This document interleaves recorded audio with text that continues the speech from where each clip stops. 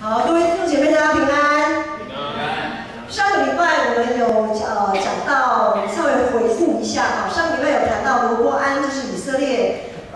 接续所罗门做王的罗波安，他在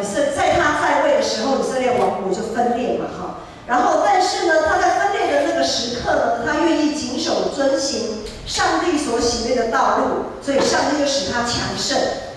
可是好景不长，就强盛了3年，因为他只坚持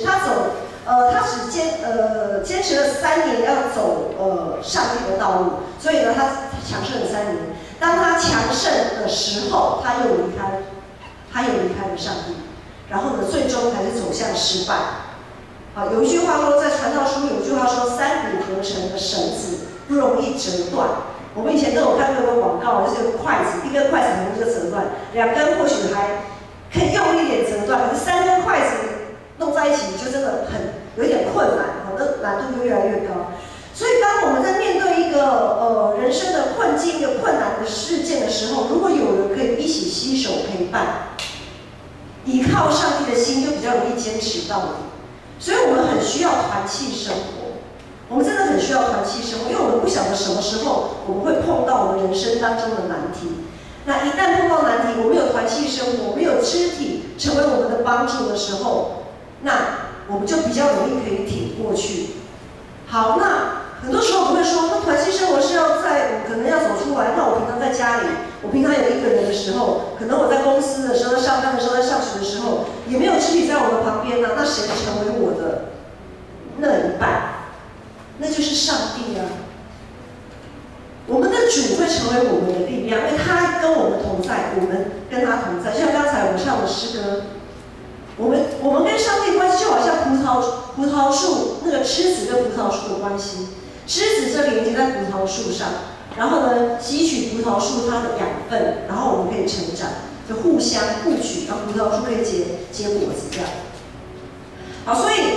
那我们的肢体其实就只是因为上帝是无形的嘛，没有形象的。所以呢，肢体的帮助就是上帝另外成为一个有形的存在，让我们可以看得到、摸得到、听得到、感觉得到的一个上帝同在的一个表现。好，所以那我们在今天的经文里面呢，我们会看到上帝如何与他的子民同在，然后时时刻刻照亮、带领、引导他们前面的道路。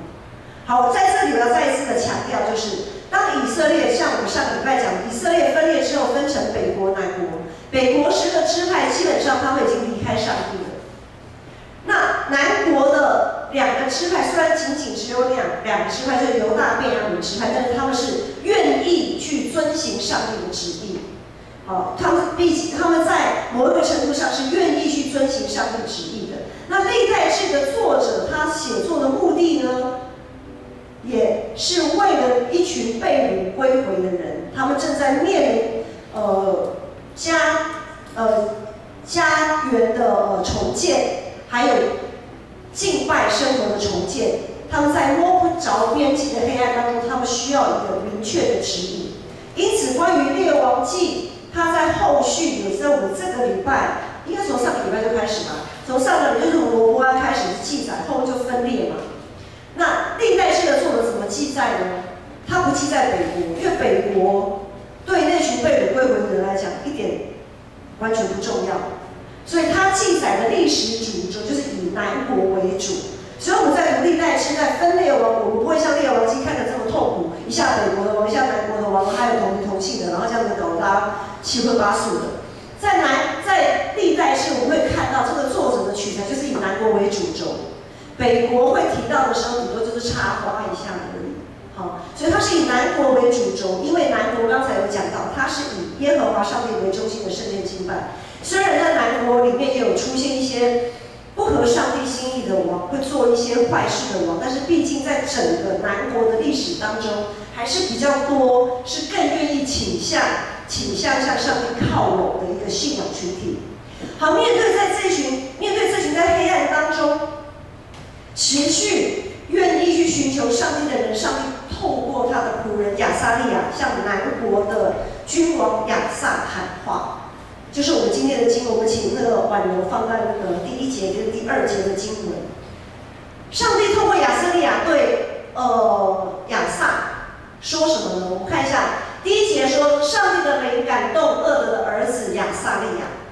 这是一个非常明确的，当上帝的灵临到谁的时候，他就成为上帝所使用的先知。好，那亚撒利亚呢，他就出来迎接亚撒这个王，对他说：“亚撒和犹大、便雅悯众人啊，要听我说，你们若顺从耶和华，耶和华必与你们同在；你们若寻求他，就必寻见；你们若离弃他，他必离弃你们。”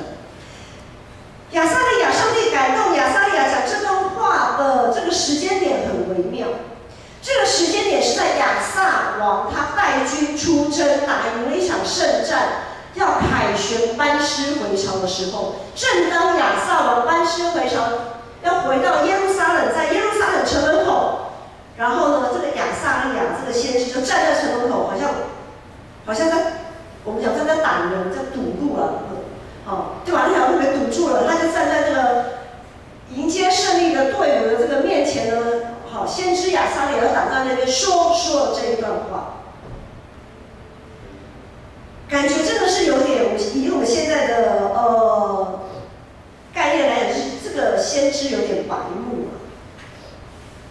一个夹到这个王班师回朝、凯旋归国，正等的人民怎样夹道欢迎、欢呼、赞美的时候，一个人站在这边说了这段话：你们若顺从耶和华，耶和华必与你们同在；你们若寻求他，就必寻见；你们若离弃他，他就必离弃你们。这个提醒，当一个人对一个人的提醒，就是代表他对他不放心嘛。很多时候，我们对一个人的提醒，是出自于内心里面的一种疑惑，可能有点担心，觉得好像我对这个人未来要做的某一件事情我不太放心，所以我在这边我先提醒他。对于一个正凯旋归国的亚撒这个王来讲，是非常的，他可能会觉得我们讲说很没面子啦，很没面子。好，当众好像你当众跟我难堪，但是身为上帝的仆人，无论会遭到多少的责难，这个亚撒利亚，一旦他领受了上帝的话语，他就一定要讲出去，他就一定要执行他的任务，因为这是先知他的职分。好，那至于亚撒王呢？亚撒王他也不会因为自己得胜就心骄气傲。因为通常我们人在成功顺利的时候，都比较相对听不太进去别人对我们的提醒，因为代表我过去的经验法则来看，我能够成功，代表我的想法、我的观念是对的。那你现在跟我讲这些是什么意思呢？就是我们会比较在我们顺遂的时候，我们比较听不进去。但是亚撒王他并没有因为这样子他就听不进去。一边是代表国家的君王，一边是上帝所使用的先知，一个是在政治上他是一个领袖的地位，一个在宗教上他是一个领袖的地位，在某个意义上他们都是领袖，但是在上帝的面前，他们学习彼此顺服，他们同样都是上帝的仆人。在马太福音第10章有说，耶稣说，学生不能高过老师，仆人不能高过主人。仆人所遭遇的跟主人一样，那也就够了。好，那我们都是主的仆人，我们也同样是基督耶稣的学生，在上帝面前，我们其实没有什么阶级的分别。就像亚撒利亚跟亚撒，好，虽然他们在政治或宗教地位上有所区别，在伦理上，人的伦理上有所区别，但是在分别上，在他们的身份上。好，在地位上，只要在上帝面前，其实都是一样的。好，那当上帝的话临到的时候，即便让人摸不清楚头脑，搞不清方向，或是不晓得上帝这个意思是什么的时候，我们还是要照着去做。牧师举一个例子，比如说，从上个世纪末，牧师有查一些资料我们台湾就是从1991年开始，台湾在各方面、各个产业很多方面都需要外籍劳工的帮助。不管是公司行号、一些工厂的一些产业，还是居家的一些老人的照顾等等的各种的，我们都需要很多的外籍劳工来加入生产线，因为碍于成本的考量嘛，所以我们就请外籍劳工。那在1991年起呢，根据某个人口学期刊还有行政院资料，1991年开始引进外劳，那个时候合法核准的外劳人数有4000人，那个时候只有4000人。可是到去年的统计资料有多少人？到去年的统计资料有71.8万多人，这个很多吧？哇，我们台湾有71.8万多名的外籍劳工哎，好，所以这是很庞大的一个数字。那这么高的外劳比例在台湾，我们就可以常常听到啊，听到，或者是我们自己经历过外劳在跟雇主之间的关系，可能他们在宗教上、在语言上、在文化上，常常会跟雇主有产生一些张力，好，产生一些张力。那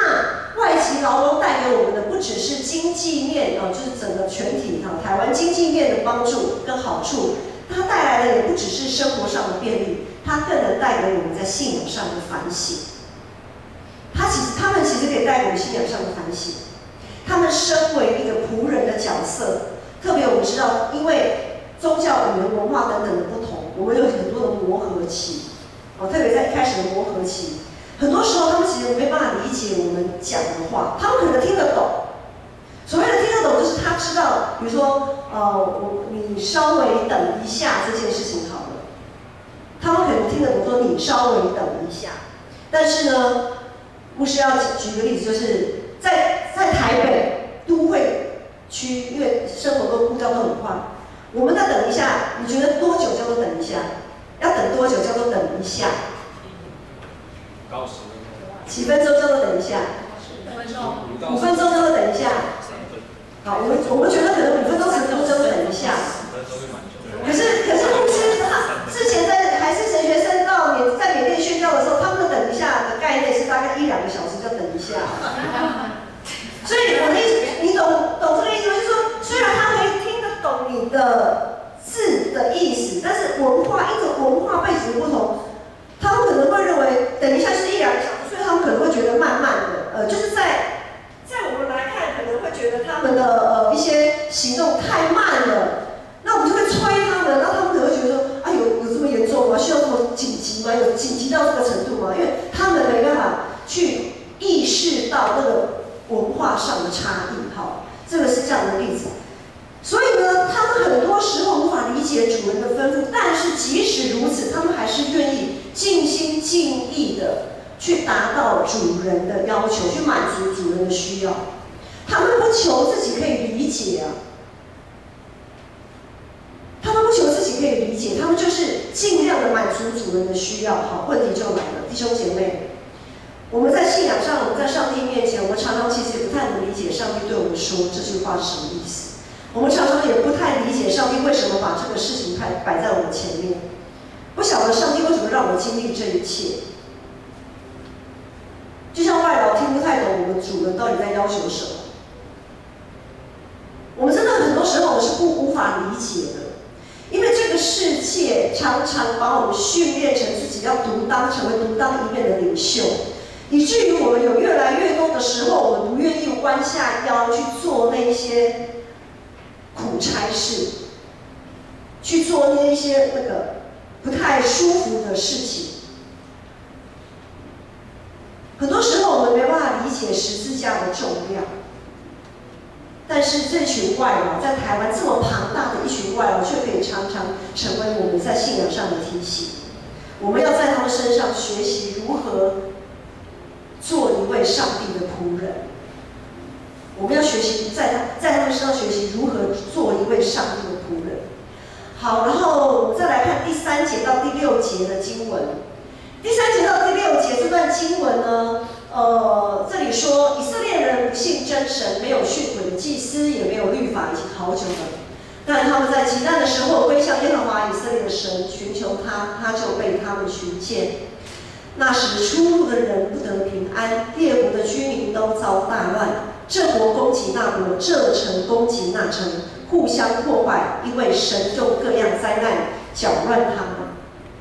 这个时候，第5节说的那时是什么时候呢？这段经文在讲什么？这段经文我们会发现，这段经文它忽然转用第3人称。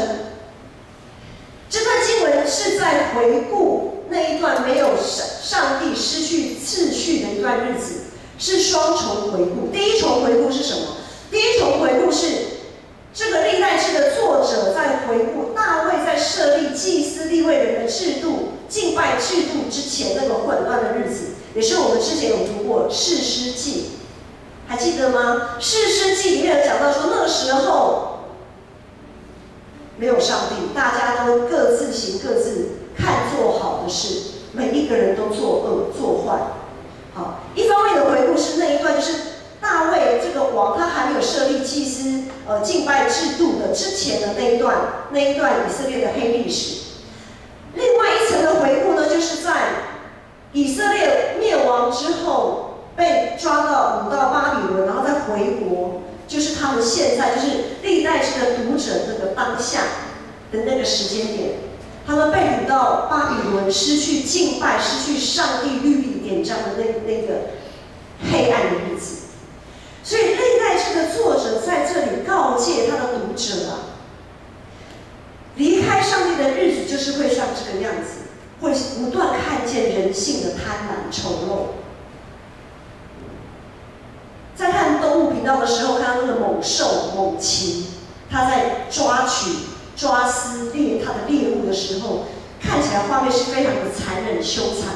但是呢，他们是为了填饱肚子。猛兽是为了填饱肚子才掠食，但是我们人呢？我们人性的贪婪会因着永无止境的欲望，可以任意践踏别人的生命。我们可以看到，像刚才讲的外籍劳工，很多外籍劳工，比如说像在渔船的、渔业的那种，我们常常在新闻上看到很多雇主不善待他们。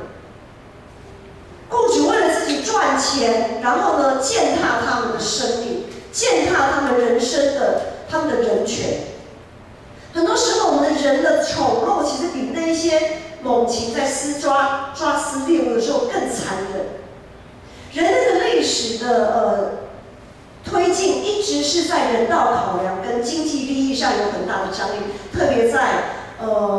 上个世纪末整个经济大起飞之后，人道考量跟经济利益一直都有很大的张力。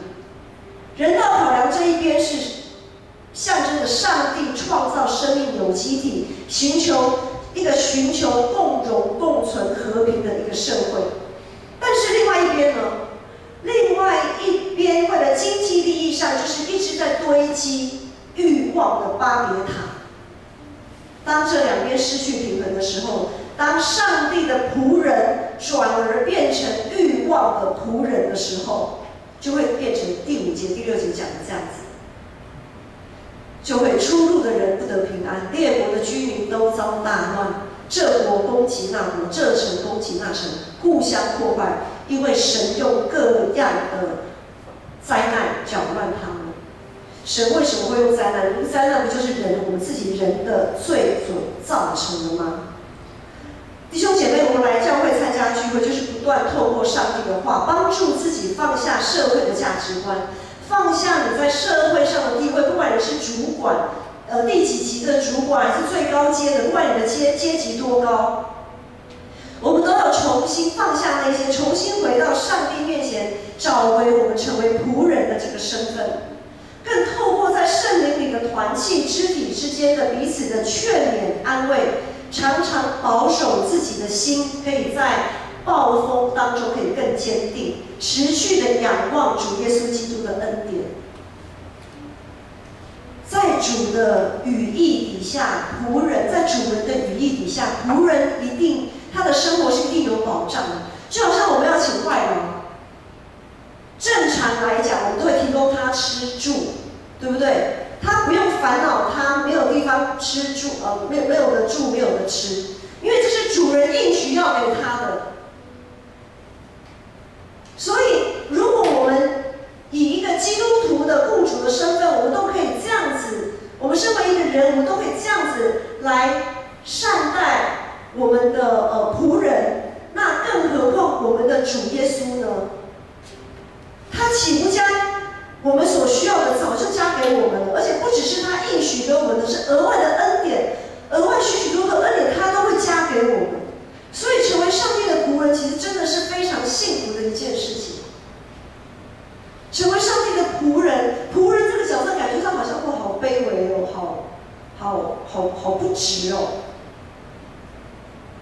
但是我们真的要说，成为上帝的仆人真的很幸福。我们的生活真的很有保障，我们的生活、生命各方面都很有保障。然后，当我们以基督的心彼此相待的时候，就能成为这混乱的世界一个美好的盼望。在今天短短的7节经文，上帝不断透过不断提醒他的子民。好，从一开始前2节说：“你们若顺从耶和华，耶和华必与你们同在；你们若寻求他，就必寻见；你们若离弃他，他必离弃你们。”在急难的时候，只要我们寻求他，祈求就给你们。耶稣也说：“祈求就给你们，寻找就寻见，你们敲门，他就给你们开门。”从旧约到新约，从创世纪到启示录，上帝的应许很久不变。上帝的应许是很久的，所以我们看今天第7节的经文，最后亚撒利亚这个先知在领受上帝的话语，告诉这一群以色列的百姓的时候，告诉上帝的属于上帝的信仰群体的时候，就说你们现在要刚强啊，不要手软，因为你们所行的必得赏赐。要挺住啊，挺住什么呢？你们现在虽然打赢胜仗，班师回朝，正是得胜有余的时候，但是你们要在信仰上挺住，不要因为这样就骄傲了，因为罗伯安就是这样子失败的。在我们容易自满、自夸、自傲的时候，要挺住啊，在信仰上挺住，不要失去倚靠上帝、成为上帝仆人的那个心智。好，所以说你们现在要刚强，不要手软，因为你们所行的必得赏赐。我们要继续的在暴风雨当中倚靠上帝。面对生活上的难处，我们很容易手软，我们很容易产生负面的情绪，怪这个怪那个，所有的错都是别人的错。如果我们清楚知道自己是一个仆人的身份，我们就知道我们所需要的，我们所能承受的，主人都会为我们，他都会为我们称过那个担子的重量。就好像我们要交付外劳工作的时候，我们要将一样工作交给他，或者如果说你们是主管，好，你们要交一个工作给你们的部属、职员等等的，你们一定知道他可以负担到什么程度嘛，对不对？如果他还是一个新手，还不太能承担的时候，上帝不会把太重的，就是你们不会把太重的东西给他，上帝也不会把太重的东西给我们。意思就是说，上帝会按着我们生命的能够承载的重量，他会把不同程度的十字架任务托付给我们。他不只是把这个重担托付给我们，他也一定会把从死里复活的大能为我们预备妥当。其实我们都有，当上帝把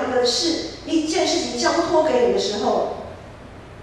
你就一定有可以承担的能力啊！刚才有报告讲到，现在还有社青的会长跟青少系的会长，就是青年的会长、少年的会长还没有选，我不晓得选出来了没有。不要害怕，不要叫人小看你的年轻，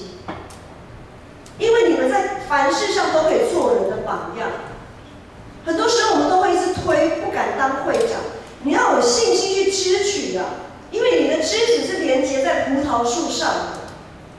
葡萄树会供应你养分，葡萄树会供应你养分。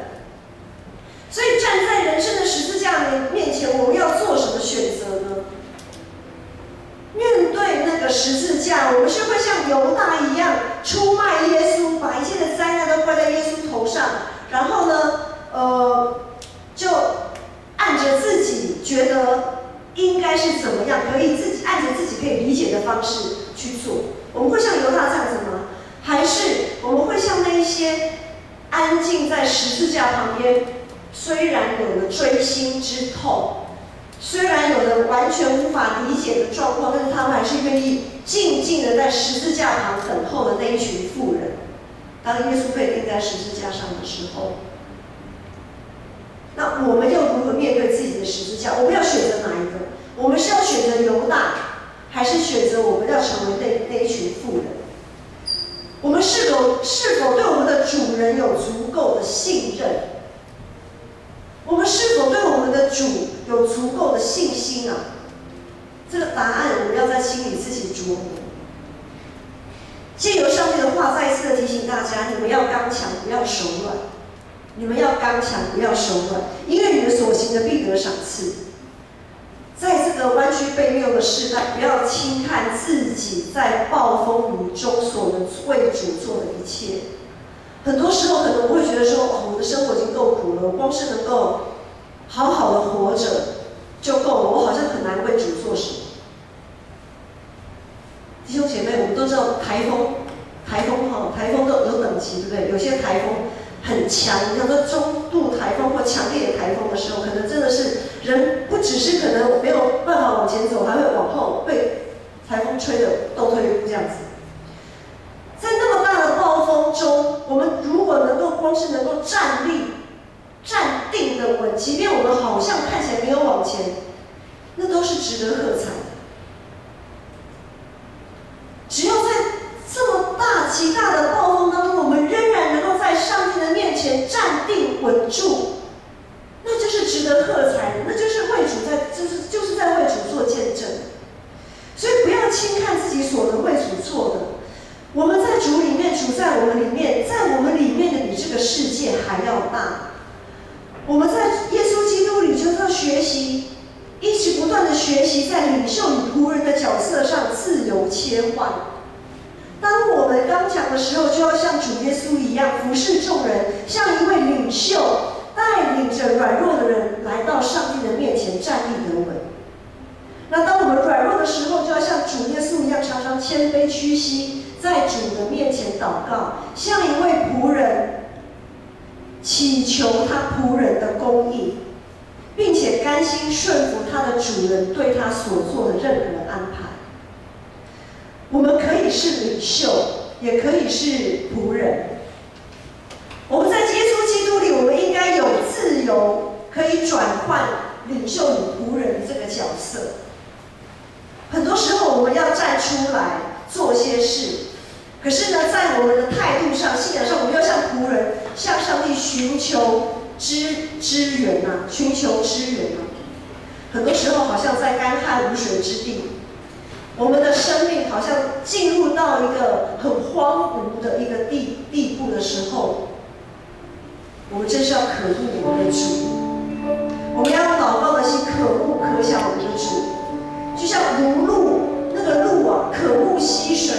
当我们在干旱的时候，我们好想喝水的那样子的渴慕。以赛亚书说：“我们得救在乎归为安息，得力在乎平静安稳。”但是我们竟自不肯。很多时候，我们并不是上帝没有把安息跟安稳赐给我们，而是我们不肯啊。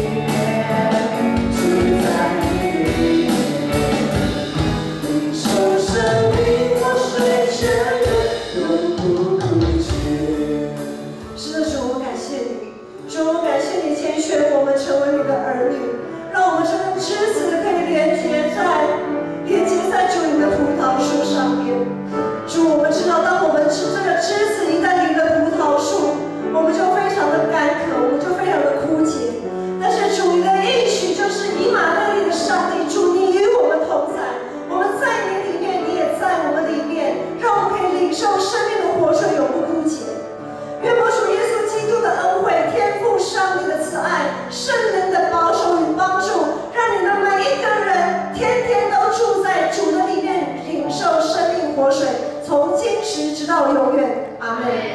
阿门。